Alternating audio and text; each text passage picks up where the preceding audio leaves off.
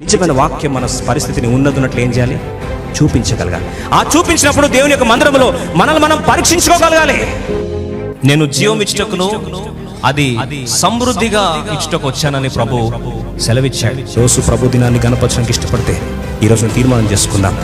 ప్రతి ఆదివారము దేవుని సన్నిధిని గౌరవించి క్రమంగా మందిరానికి వెళ్ళి దేవుని హృదయపూర్వకంగా ఆరాధించడానికి దేవుడు మనందరికీ సహాయపడు. What we learn at the feet of Jesus is the permanent perennial experience, that this perennial experience will give us an abundance of life.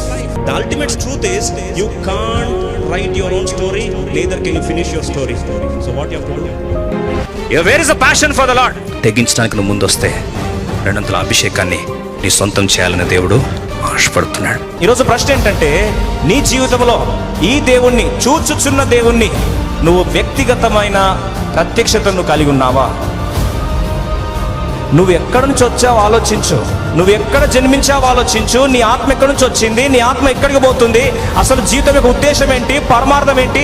ఒక్క ప్రశ్నలో మొత్తం చరిత్రకు కావాల్సిన క్లారిటీ అంతా దేవుడు ఇచ్చేసాడు. ఈరోజు ప్రియ సోదరి సోదరుడా, నువ్వు ఎక్కడి నుంచి వచ్చావో నీకు తెలియదు, ఎందుకొరకు వచ్చావో తెలియదు, మళ్ళీ ఎక్కడికి వెళ్తావో కూడా తెలియదు. అందుకో బైబిల్ రాస్తుంది, నరుని యొక్క ఆత్మ దేవుడు పెట్టిన దీపము.